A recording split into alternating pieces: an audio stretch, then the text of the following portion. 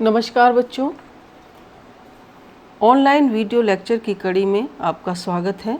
मैं डॉक्टर प्रभा शर्मा, सह आचार्य हिंदी विभाग, राजकीय कला कन्या महाविद्यालय कोटा, आज आपको एमए उत्तरार्ध के 5वें प्रश्न पत्र विशेष कवि तुलसीदास के द्वारा रचित प्रसिद्ध पुस्तक विनय पत्रिका के पदों की व्याख्या समझाऊंगी। इससे पहले की वीडियो में मैंने तुलसीदास जी के व्यक्तित्व और कृतित्व के बारे में आपको बताया। बच्चों, आशा करती हूँ कि समय समय पर आपको जो भी पठन सामग्री जैसे वीडियो, पीडीएफ नोट्स और असाइनमेंट्स दिए जा रहे हैं, उनका आप निरंतर अध्ययन कर रहे होंगे। यह सब आपकी परीक्षा की दृष्टि से बहुत महत्वपूर्ण है और आपके अध्ययन में बहुत काम आएंगे। विनय पत्रिका के बारे में कहा जाता है कि कलयुग से दुखी होकर, संतप्त होकर तुलसीदास जी ने एक अर्जी पत्रिका राम के दरबार में लिखकर भेजी और यही पत्रिका विनय पत्रिका के नाम से प्रसिद्ध है।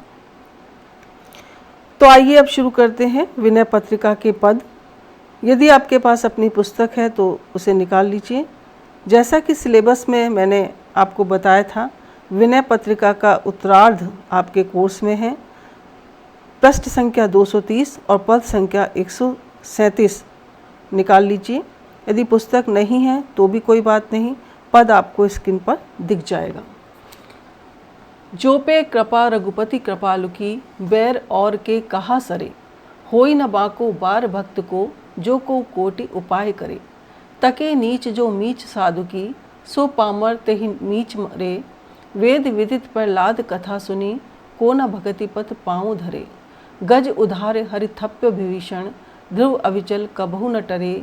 अम्बरीश की साप सुरत करी, अजहु महामुनि ग्लानि करे। सोदो कहा जो न कियो सुजोधन, अबुध आपने मान जरे।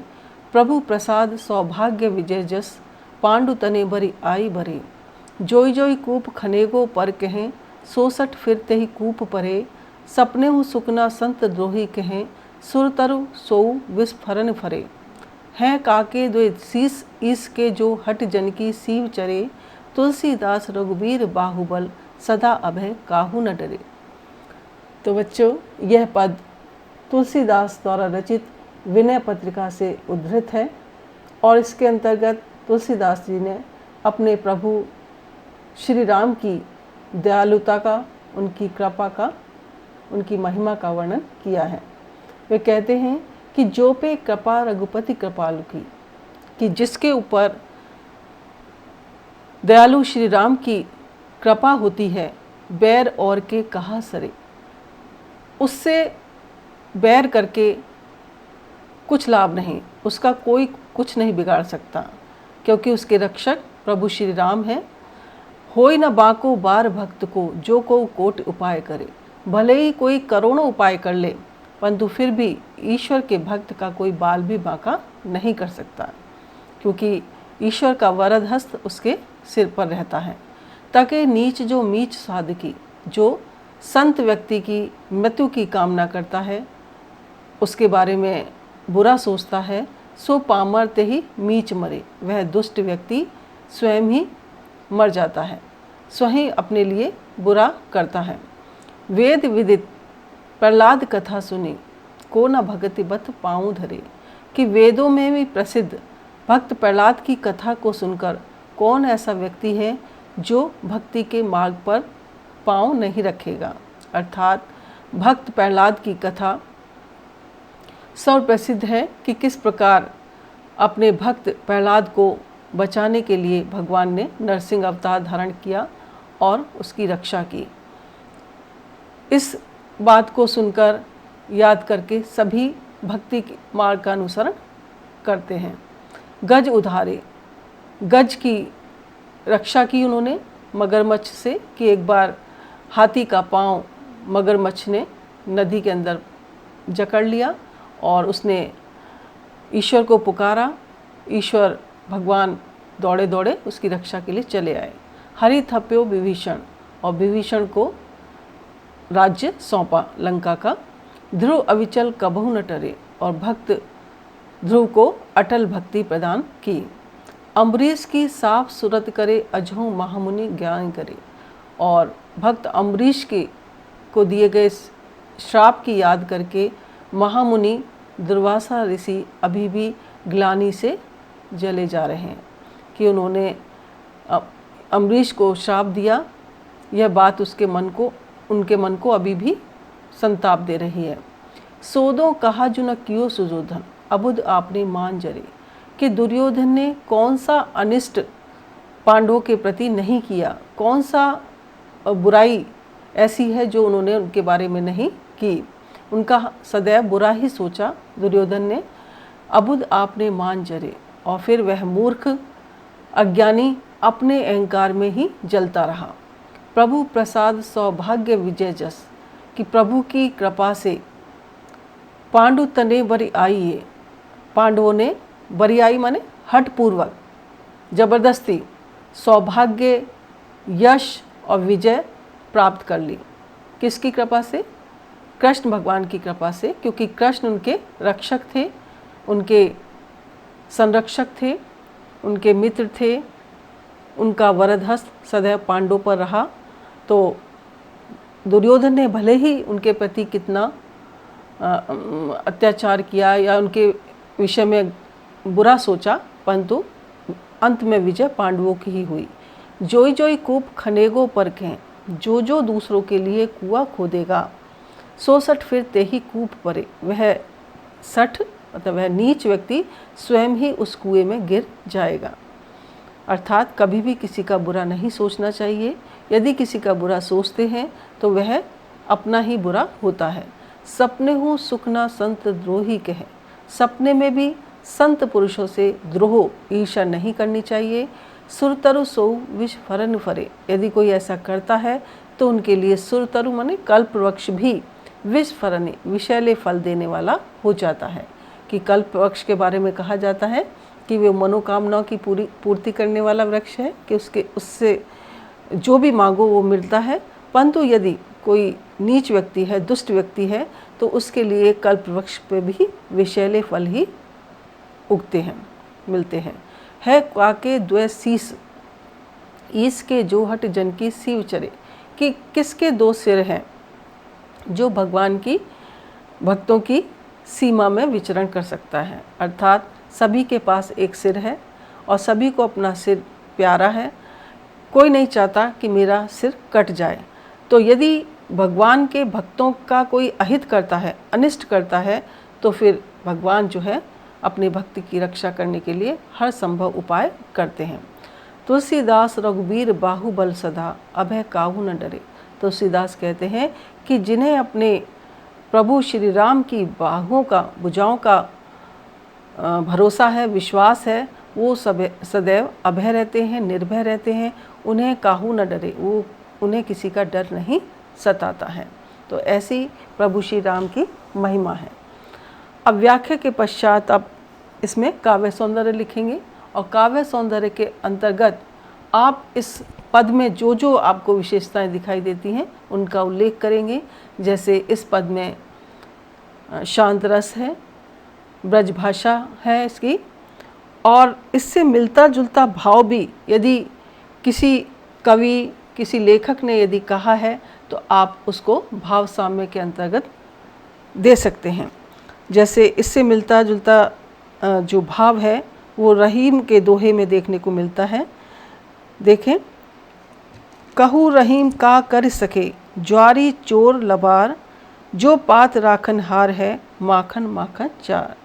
कि यदि माखन चाखनहार यदि श्री कृष्ण किसी के रक्षक हैं तो उसका कोई कुछ नहीं बिगाड़ सकता।